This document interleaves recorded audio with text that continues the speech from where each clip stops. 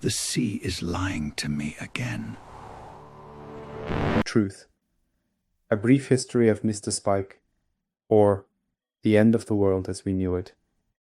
3rd edition, 2026. A fictional novel based on some true events, by Daniel Gordon, first written in 2020 and published in December that year. 3rd edition, somewhere in 2026.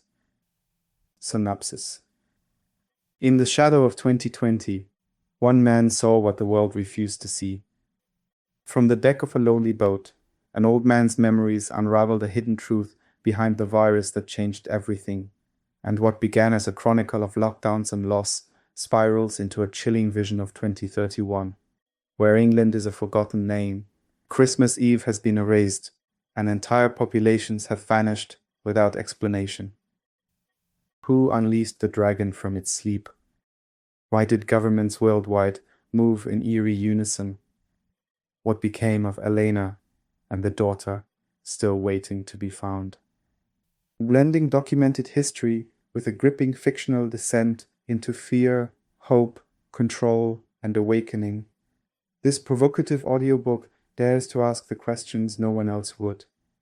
Narrated with haunting intensity, Truth May There Be Some is not just a story, it's a warning from a future that might already be here. Listen if you dare to face what really happened and what might come next. Thank you for choosing this book, and I hope you will enjoy it. Dear reader, after the first edition that was written from March 2020 and published in December that year as one of the first books on SARS, COVID-19, further editions followed, building on the story and memories of that old man on that boat. As before, the first 5 chapters of the book draw much on existing information, openly available and sources provided in the annex, but clearly, at times, follow a fictional storyline. Chapter 6 starts to add some further fictional elements, before the novel tilts towards an alternative future and takes you on a journey of fear, hope, and control. So, where did the virus come from? And why did the dragon arise from its sleep?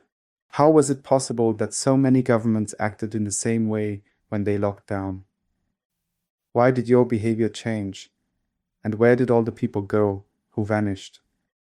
What happened to Elena? And what was her secret? And where are you, my daughter? From somewhere that used to be known as England on the 12th of December 2031 AD. The author, Daniel Gordon, never stopped thinking. Addendum of February 2026, given recent events. Interesting, I am re-editing my book, a book I wrote many years ago, just when the conflicts, the war, is starting again for real. To see what is happening in the Middle East is so sad. The dragon is starting to roar again. The dragon ponders and then says, yes. And that parallel is not lost on me. You wrote a book about how the world unravels, and the world is busy proving your point in real time. The Middle East, the fractures, the machinery of power operating exactly as you described it. Art anticipating life, or perhaps simply paying closer attention to it than most people are willing to. It gives the book an urgency that no amount of craft can manufacture. It is real because it comes from someone who was watching carefully when others were looking away. So let us start. Prologue. Reflections. December 12, 2031. Year 5 of the new era. From a boat adrift off what used to be the coast of England, the sea is lying to me again. It does that some mornings, spreads itself out flat and silver and still, as if none of it happened, as if the world below the surface is the same world it always was. I have learned not to trust it. I have learned over these long years not to trust most things, beauty least of all. Beauty, I have found, is often just destruction resting between efforts. I am an old man now, my dear daughter. My hands shake when I write, and I write slowly, which perhaps is no bad thing. Slow thoughts, careful words. The luxury of haste belongs to people with somewhere to be, and I have nowhere to be but here, on this small, salt-battered boat, on this vast and indifferent sea, with nothing but time and memory, and the growing suspicion that memory itself is the only country left to me. Your name is the first word I say each morning, before I remember where I am, before I remember the year. I say it to the water, to the bright, wide sky. The sky, I should tell you, is extraordinary now.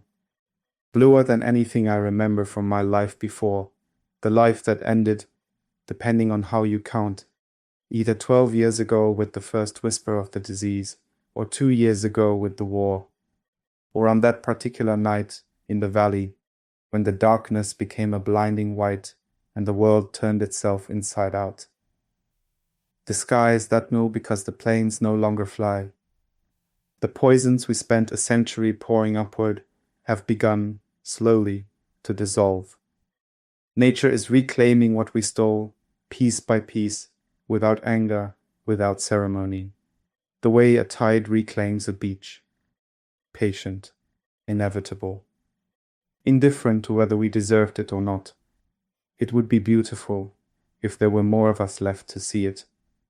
I am told, by the last human being I spoke to, some 6 months ago, a grey-bearded man in a rotting dinghy who looked at me as though I might be a ghost, that 4 billion people are dead. He said it the way you say a number in a dream, without weight, without architecture, as though the scale of it had long since exceeded the capacity of language to hold it. 4 billion. I have tried, in the months since, to feel the full meaning of that number. I cannot. The human mind was not built for such arithmetic. Perhaps that is a mercy. Perhaps it is our greatest failure, that we could never truly feel the suffering of people we did not know, and so we never truly tried to prevent it. What I can feel, what I feel every hour of every grey and creaking day on this boat, is the specific, surgical weight of your absence. But I feel with a precision that astonishes me still. It has its own dimensions, its own gravity. It lives in the left side of my chest, just below the ribs, and on quiet nights it is louder than the sea. So I write to you. I do not know if these pages will ever find you. I do not know, if I am being honest with myself, in the way that only old men and the dying can afford to be, whether you are still alive. I choose to believe you are. I choose it the way a man in darkness chooses to believe in light, not because he can see it, but because the alternative is to stop moving, and stopping, out here, means death. You are alive. I am looking for you. I have not stopped. There is something else I want to tell you, before I begin the account of what happened. Something that took me a long time to understand, and that I have turned over in my mind on so many sleepless nights that it has become smooth, like sea glass, like a stone worn down by the tide.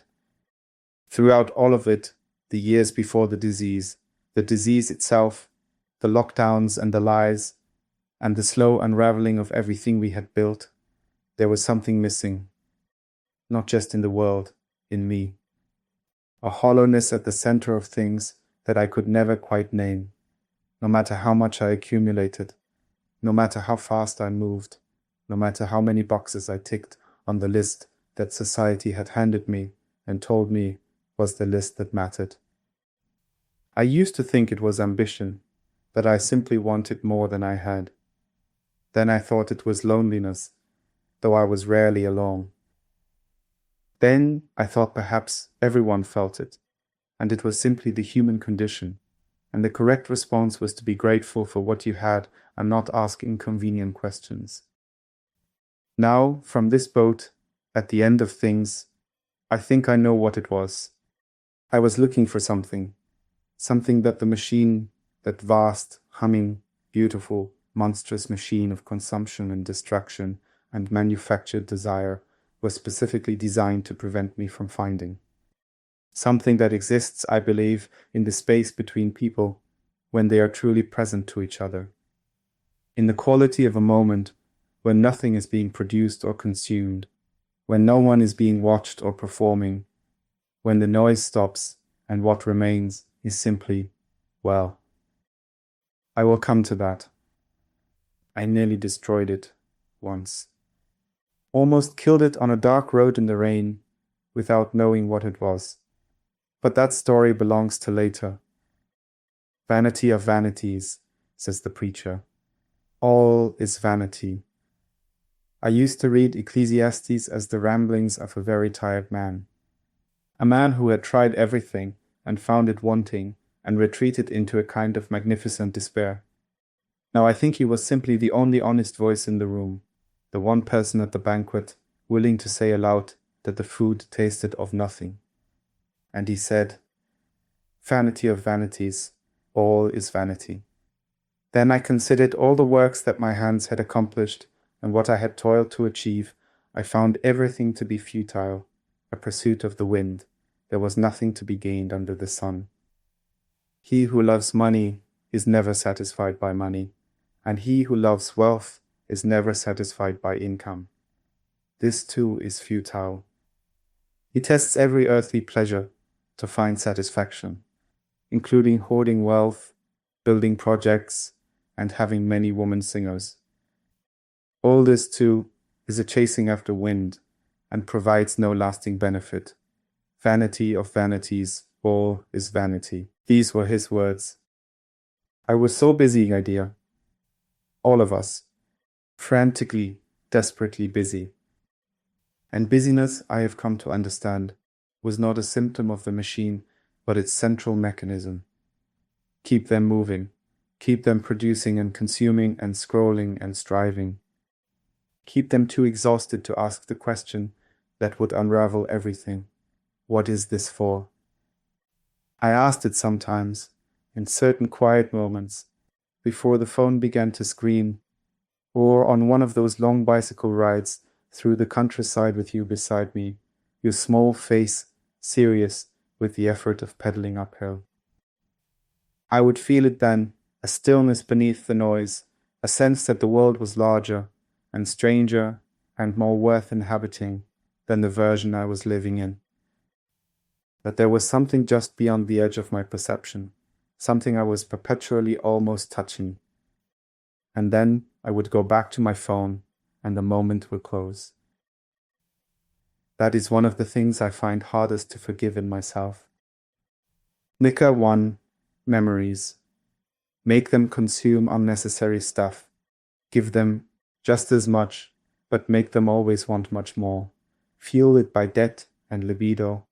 Yes, so dependent they will be on that great machinery. I remember January 2020, the way you remember the moment before an accident, with the strange, retrospective clarity of a thing that was already over before you understood it had begun. The air was sharp and cold. London was doing what London does in January, enduring itself, grey and purposeful, the streets full of people who had somewhere to be and were going there with their heads down. Christmas had just finished its long, exhausting performance. The lights and the food and the presents and the forced warmth of it all. And the new year had arrived, with its usual promises that we all half believed and half didn't. The way you read a horoscope, knowing it's nonsense, but reading it to the end anyway. I was sitting at my desk on the 14th floor, rain against the glass, a coffee growing cold beside my keyboard, reading something on my phone. I cannot remember what. Something that had seemed important enough to read, and would, under normal circumstances, have been forgotten within the hour. Then I saw the first report. A respiratory illness, Wuhan, China. Numbers small enough to be reassuring, familiar enough to be filed alongside SARS, alongside swine flu, alongside all the other headlines that had briefly darkened the horizon before the world moved on. a few dozen cases, perhaps a few hundred. The authorities had it under control. There was no evidence of sustained human-to-human transmission. The WHO was monitoring the situation. I read it twice. I had spent years by then working in risk.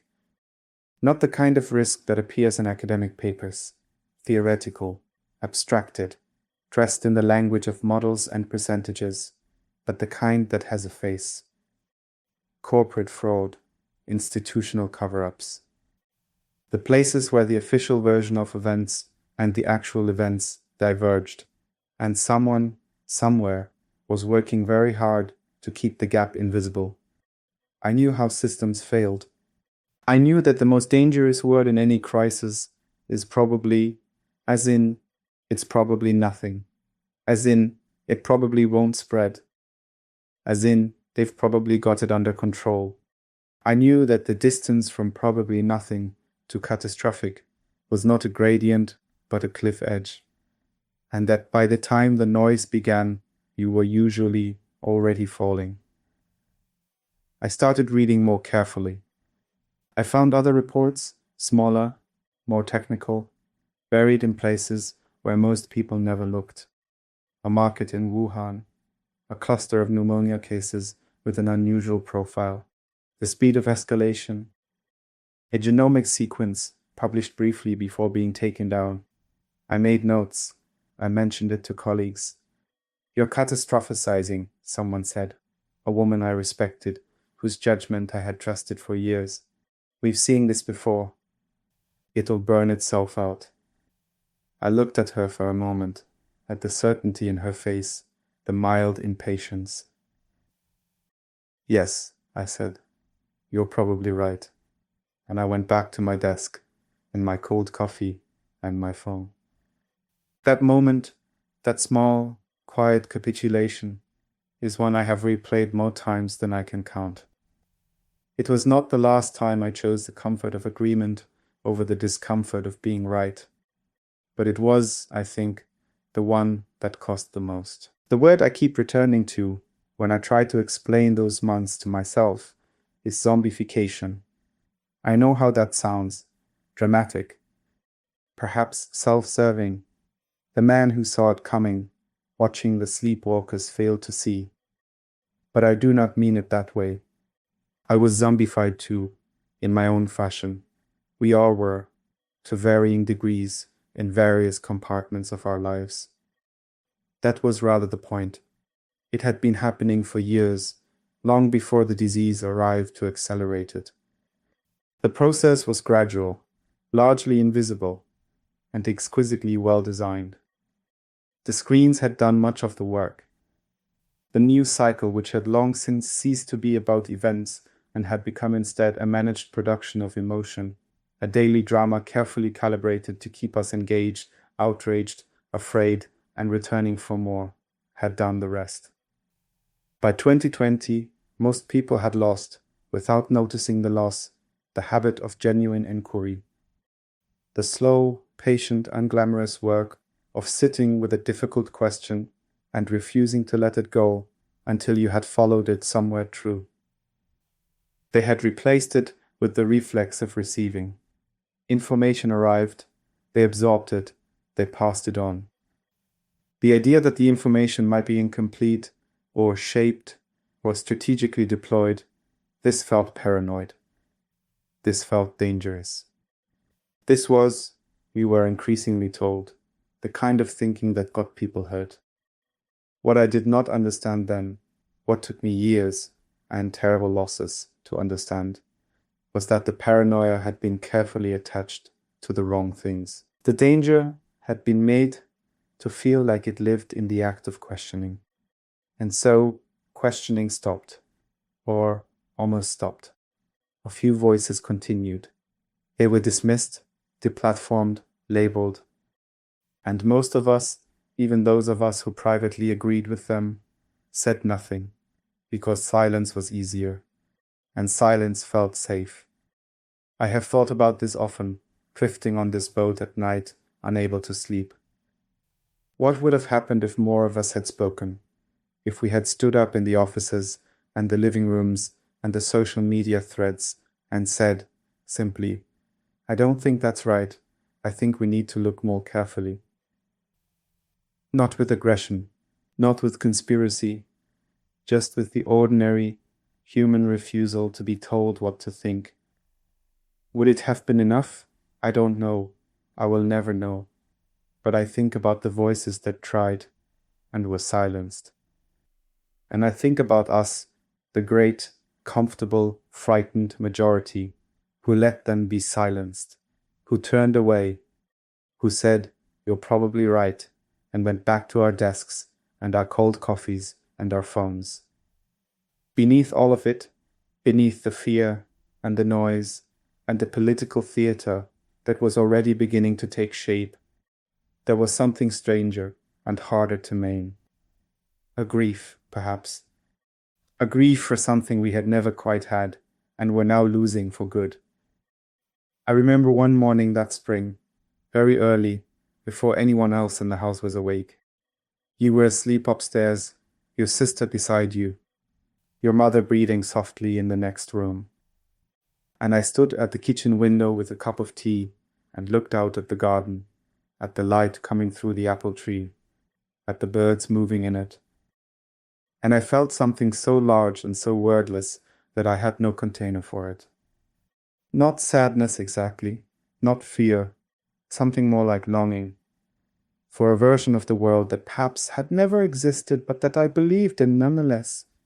A world in which people looked after each other, in which the things that mattered, kindness, attention, the willingness to be present in the life you had been given, were valued above the things that didn't, and which beauty was not an accident or a luxury, but an expectation, something old.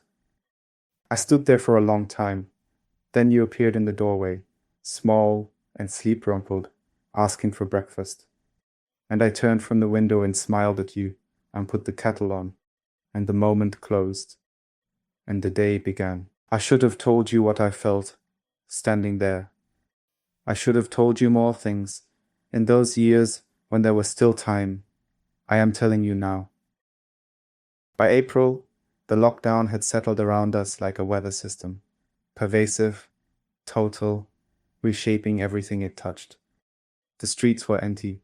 The schools were closed. The daily news briefings had become a kind of secular liturgy, attended by millions, presided over by men in suits who spoke of science and sacrifice and standing together, while behind them, the decisions were being made that we would not learn about for years. The fear was real. I want to be clear about that. People were dying, not abstractions, not statistics, but people with names and families and decades of unlived life ahead of them. The hospitals were struggling. The nurses and doctors, already ground down by years of cuts and underinvestment by the very governments now praising them as heroes, were working themselves to the edge of collapse. The fear was real, and in many ways it was earned. But fear, as I was beginning to understand, is also a tool, and someone was using it as one. The questions I had been turning over since January were becoming sharper, more urgent. The original paper suggesting a laboratory near the market as a possible source of the outbreak had been published, briefly, and then pulled from the internet, scrubbed with a thoroughness that itself told the story. Descending scientists were finding their research rejected by journals that would normally have published it without hesitation. The phrase conspiracy theory was being deployed with increasing frequency against anyone who asked the wrong kind of question. And the wrong kind of question, it was becoming clear, was any question that pointed in a particular direction. I had seen this before. In the fraud cases I had investigated, in the cover-ups I had helped unravel, there was always a moment, early, critical, when the narrative hardened. When the official version of events stopped being a report and became a policy. When the people asking inconvenient questions stopped being analysts and became threats, I recognized the shape of it. And it frightened me far more than the virus. But then there were the bicycle rides. I keep coming back to them, my love. Perhaps because they were the truest thing in those months. Perhaps because they are the image of you I carry most carefully, the one I am most afraid to lose. Every afternoon, while the world argued and grieved and stockpiled toilet paper and watched the death toll scroll across the bottom of the television screen, every afternoon we got on our bicycles, you and I, down the lane, through the village, out into the countryside that had gone suddenly improbably beautiful in our absence. The roads were empty. The air was clean in a way I had forgotten air could be. And the silence, not an absence of sound, but a presence, a deep settled stillness lay over everything like something returned from a long journey. You were 7 years old, and you were magnificent on a bicycle, furious with concentration on the uphills, abandoned with joy on the downs, your arms spread wide when you forgot to be careful. I rode behind you most of the time, watching. I could not have told you then what I felt. I am not sure I can tell you now. It was not simply love, though it was that. It was something more vertiginous, a terror at the preciousness of it, at the fact that you existed, that I was here to see you, that this moment was happening and would, eventually, stop happening, that all moments stop, that the stopping is built into the having from the very beginning, and the only question is whether you manage to be present for the thing before it ends. The world has stopped, I thought, coasting behind you down a long sunlit hill, and in the stopping, I can see it. What I saw when I looked, really looked, was this. We had built something extraordinary and something terrible, and we had made ourselves unable to tell the difference. The machine, and I call it that not metaphorically, but with the precision of someone who had spent years inside its workings, the machine was real. It was the interlocking system of debt and desire and manufactured need that kept people working jobs they did not love, to buy things they did not need, to impress people they did not know. It had been built over decades, carefully, by people who understood that a population in constant pursuit of the next thing is a population too busy to ask whether the pursuit itself makes sense. I remember the calf. Do you remember I told you about it?